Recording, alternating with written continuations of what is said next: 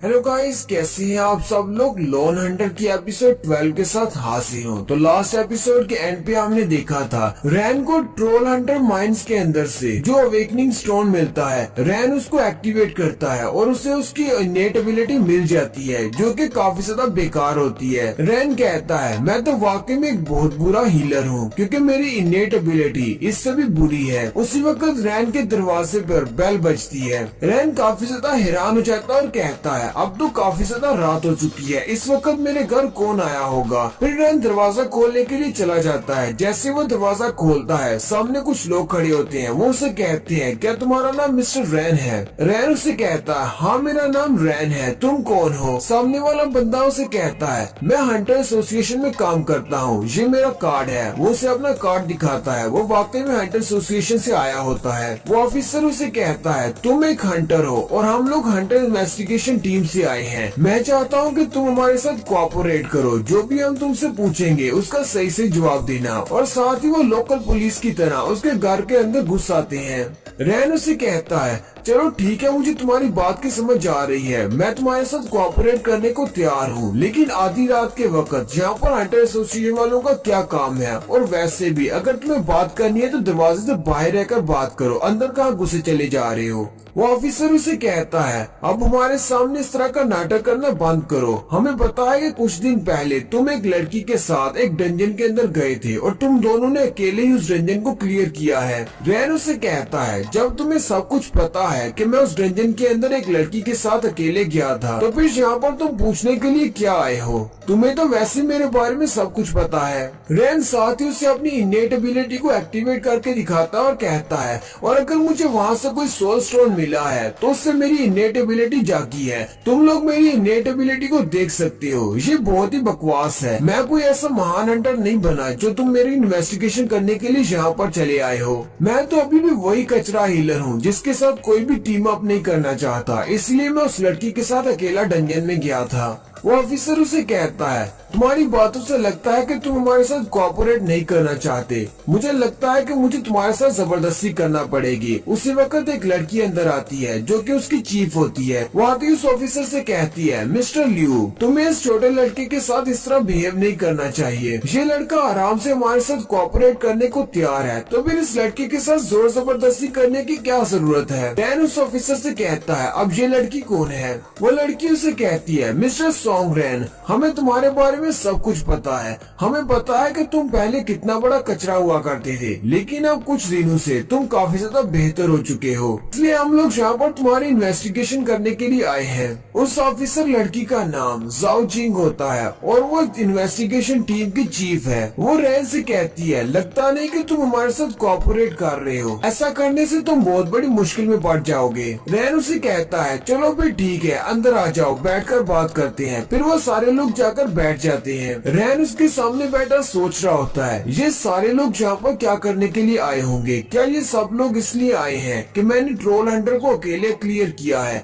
या फिर इसलिए कि मैं स्ट्रॉन्ग होता जा रहा हूँ। लेकिन ऐसा तो कोई रूल नहीं है कि हम लोग स्ट्रॉन्ग नहीं बन सकते। या फिर ये यहाँ पर नॉविस डंजन के उस हादसे को इन्वेस्टिगेट करने के लिए आए हैं जिस डंजन के अंदर मैं गया था और मेरे एवोल्यूशन मूड की वजह से काफी सारे लोग जख्मी हो गए थे। जाओजिंग रैन से कहती है तुम्हें परेशान होने की जरूरत नहीं और ना ही घबराने की। हम लोग यहाँ पर उस मामले को इन्वेस्टिगेट करने के लिए नहीं आए, यानी कि नॉविस डंजन को इन्वेस्टिगेट नहीं कर रहे, और ना ही हमें इस बात से कोई मसला है कि तुमने ट्रोल हंटर डंजन को अकेले जाकर क्लियर किया है। तुम जितना चाहे उतना स्ट्रॉन्ग बन सकते हो, हमें इस बात से कोई भी मसला नहीं है। मैं यहाँ पर इस मकसद के लिए नहीं आई और ना ही तुम्हारी इन्वेस्टिगेशन करने के लिए आई हूँ। असल में मैं यहाँ पर इसलिए आई हूँ, क्या तुम इस बात को जानना चाहते हो कि तुम्हारी मॉम की डेथ कैसे हुई थी। रैन ये बात सुनते ही बहुत ज्यादा हैरान हो जाता है। रैन उसे कहता है अब तुम लोग मुझे सच क्यों बताने वाले हो। जब मैंने तुम लोगों से पूछा था कि मेरी मॉम की डेथ कैसे हुई है तो किसी इन्वेस्टिगेटर ने मुझे कुछ भी नहीं बताया था, इसीलिए तो मैं एक हंटर बना था ताकि मैं इन्वेस्टिगेशन टीम के बहुत ज्यादा करीब रह सकूं और इन्वेस्टिगेशन टीम मेरे सवालों के जवाब दे सके, क्योंकि आप सब लोग हंटर्स के सवालों के जवाब देते हो, आम इंसान के नहीं। रैन उसे कहता है तो फिर जल्दी से बताओ मेरी मॉम की डेथ कैसे हुई थी।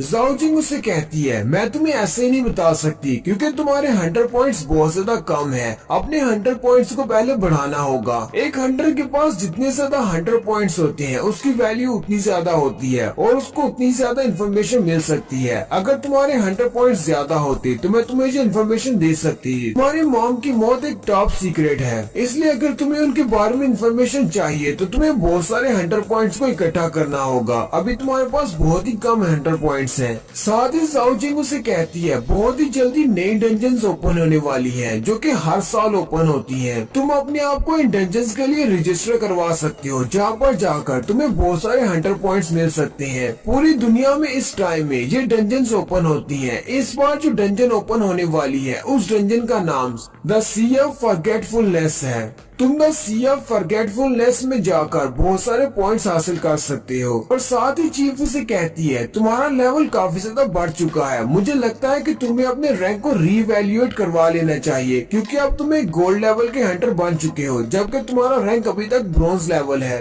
रैन उसे कहता है, अब जबकि ये सारा मसला मेरी मॉम की डेथ से जुड़ा हुआ है तो फिर ठीक है, मैं तुम सब लोगों के साथ कोऑपरेट करूंगा और मैं सी ऑफ फॉरगेटफुलनेस में भी जाने को तैयार हूँ। नेक्स्ट सीन क्लोवर गिल्ड दिखाया जाता है। ज़ॉ भी वहाँ पर जाने के बाद अपने गिल्ड लीडर को सारी बात बताती है कि वहाँ पर क्या हुआ था और रैन कितना ज्यादा पावरफुल है। उसने वहाँ पर डंजन में एक बॉस को अकेले ही हरा दिया। बॉस उसे कहती है, ज़ॉ भी तुमने इस बार बहुत ही अच्छे से काम किया है। बॉस उसे कहती है, जितनी भी इन्फॉर्मेशन तुमने मुझे दी है उसके मुताबिक तो मुझे यही लगता है कि वो लड़का काफी ज्यादा स्ट्रॉन्ग है। वो लड़का हालांकि अभी सिर्फ गोल्ड रैंक तक पहुँचा है, फिर भी उसने एक ऐसे बॉस को हराया है जो कि नॉर्मल डंजन होने के बावजूद अपने नॉर्मल पावर लेवल से भी बहुत ज्यादा स्ट्रॉन्ग था, लेकिन रैन ने उसको अकेले ही हरा दिया। तो इसका मतलब रैन वाकई में फ्यूचर में एक एस रैंक का हंटर बन सकता है। बॉस उसे कहती है, हो सकता है कि सोंग रैन के पास वो रेड कलर का विंडो सिस्टम ओपन हो गया हो। हमारी पुरानी बॉस ने बताया था कि जब हम लोग एक एस रैंक के हंटर बनते हैं और हम लोग रीअवेकन होते हैं तो हमारे पास एक स्पेशल सिस्टम ओपन होता है जो कि हमें हर बार बताता है कि हमें क्या करना है और हमें कौन सी सिचुएशन से किस तरह निकलना है। वो सिस्टम हमें स्ट्रॉन्ग बनाता है। मुझे लगता है कि इस लड़के के पास भी वही सिस्टम है।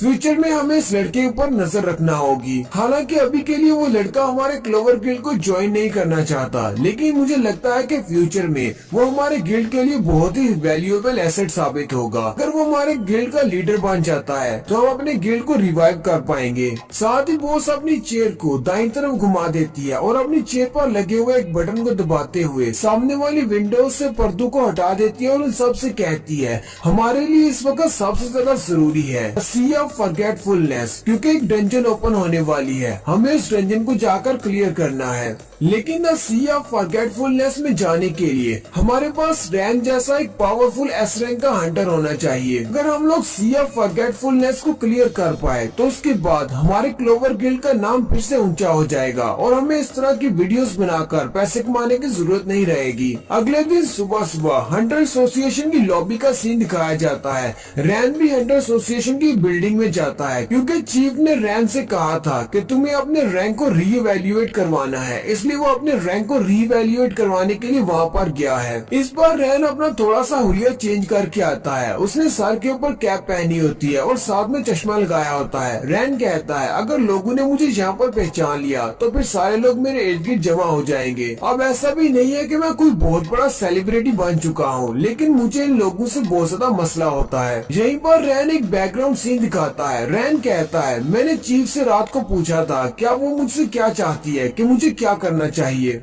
चीफ उसे कहती है, मैं यहाँ पर तो तुम्हारे रैंक को रीवैल्यूएट नहीं कर सकती, लेकिन कल तुम हमारी एसोसिएशन की बिल्डिंग में आ जाना। मैं तुम्हें एक रूम नंबर बता देती हूँ, वहाँ पर तुम्हारे लिए स्पेशल रिजर्वेशन की जाएगी। वहाँ पर वो एक बंदा तुम्हें मिलेगा, वो तुम्हारे रैंक को तुम्हारे लिए रीवैल्यूएट करेगा और चेक करेगा कि तुम किस काबिल हो। रैन हंटर एसोसिएशन ऑफिस की बिल्डिंग में चलता हुआ ऊपर की तरफ चला जाता है, जहाँ पर रूम नंबर 2026 होता है। रैन कहता है, मुझे इसी रूम में जाना है जहाँ पर वो बंदा मुझे मिलने वाला है। रैन दरवाजे के ऊपर नॉक करता है, लेकिन दरवाजा खुला होता है। वो दरवाजे के खोल कर अंदर चला जाता है और कहता है, क्या कोई यहाँ पर है। रैन जैसे ही सामने की तरफ देखता है तो सामने मिस्टर ट्रेडर बैठा होता है। मिस्टर ट्रेडर उसे कहता कहता है तो तुम्हारा नाम सोंग रैन है, तुम यहाँ पर अपने रैंक को रीवैल्यूएट करवाने के लिए आए हो। मैं ही वो बंदा हूँ जो तुम्हारे रैंक को रीवैल्यूएट करेगा। मैं तो काफी देर से तुम्हारा इंतजार कर रहा था, तुमने मुझे बहुत ज्यादा इंतजार करवाया है।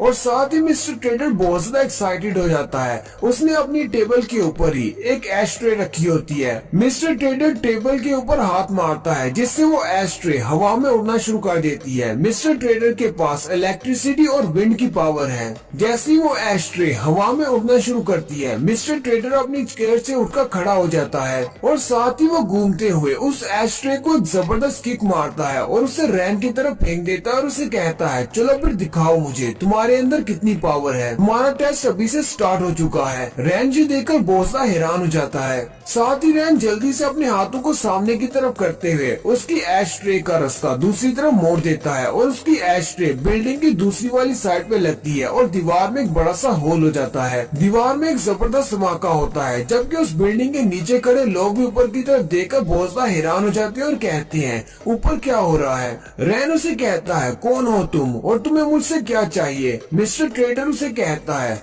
तुम यहाँ पर अपने रैंक को रीइवैल्यूएट करवाने के लिए आए हो ताकि मैं तुम्हें नया रैंक दे सकूं और मैं यहाँ पर तुम्हें टेस्ट करने के लिए हूँ, यानी कि मैं तुम्हारा एग्जामिनर हूँ। मैं तुम्हारा टेस्ट लूंगा कि तुम्हें कौन सा रैंक देना है, लेकिन उसके लिए पहले मुझे तुम्हारी स्ट्रेंथ देखना होगी कि तुम कितने ज्यादा स्ट्रॉन्ग हो। मिस्टर ट्रेडर आपस में ही सोच रहा होता है चीफ ने इस बार फिर से मुझे एक बकवास सा काम करने को दे दिया है, एक लड़के को री रैंक करना है, लेकिन फिर भी मुझे लगता है कि ये बहुत ज्यादा इंटरेस्टिंग होने वाला है क्योंकि ये लड़का एक रेयर अवेकन है। लेकिन साथ ही मिस्टर ट्रेडर कहता है अब तो ये फाइट करने के बाद ही पता चलेगा कि ये वाकई में एक रेयर अवेकन है या फिर नहीं। और साथ ही मिस्टर ट्रेडर अपनी हवा को कंट्रोल करने की पावर को इस्तेमाल करते हुए वहाँ पर बिल्डिंग के टूटने की वजह से जितने भी पत्थर इकट्ठे होते हैं उन सब पत्थरों को हवा में उड़ाना शुरू कर देता है। रैन भी जल्दी से अपनी ब्लेड ऑफ इवोल्यूशन को बाहर निकाल लेता है और उसके हवा में बेचे हुए पत्थरों को टुकड़े टुकड़े करना शुरू कर देता है और कहता है अगर तुम यहाँ पर मुझे इवैल्यूएट करने के लिए आए हो तो ये तो कोई तरीका ना हुआ, तुम तो सीधा साधा मुझ पर अटैक कर रहे हो। अगर तुम्हें लगता है कि मैं इतना ज्यादा वीक हूँ कि तुम्हारा सामना नहीं कर पाऊंगा तो तुम बहुत ज्यादा गलत हो, मैं बस तुम्हें नुकसान नहीं पहुँचाना चाहता। मिस्टर ट्रेडर उसकी बात सुनने के बाद हंसना शुरू कर देता है और कहता है तुम्हें लगता है कि तुम मुझे नुकसान पहुँचा सकते हो, तुम तो सिर्फ एक बच्चे हो जिसके हाथ में एक स्वर्ड है।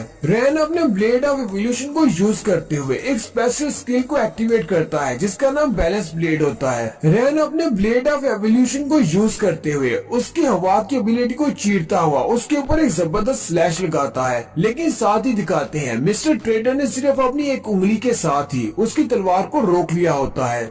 रैन भी ये देखकर बहुत ज्यादा हैरान हो जाता है और कहता है ऐसा कैसे हो सकता है, मेरा ये स्पेशल स्किल इसके सामने बिल्कुल बेकार है। मिस्टर ट्रेडर अपनी उंगली के साथ ही उसकी तलवार को पीछे की तरफ धक्का देते हुए कहता है क्या तुम्हें वाकई में लगता है कि तुम मुझे नुकसान पहुंचा सकते हो? मैंने तुम्हें पहले ही कहा था कि तुम एक बच्चे हो जिसके हाथ में सिर्फ एक खिलौने वाली तलवार है। और यहीं पर हमारी एपिसोड 12 का एंड होता है। एक्सप्लेनेशन अच्छी लगी हो तो कमेंट करके जरूर बताइएगा। चैनल को सब्सक्राइब कर दें, वीडियो को लाइक और शेयर कर दें। शुक्रिया।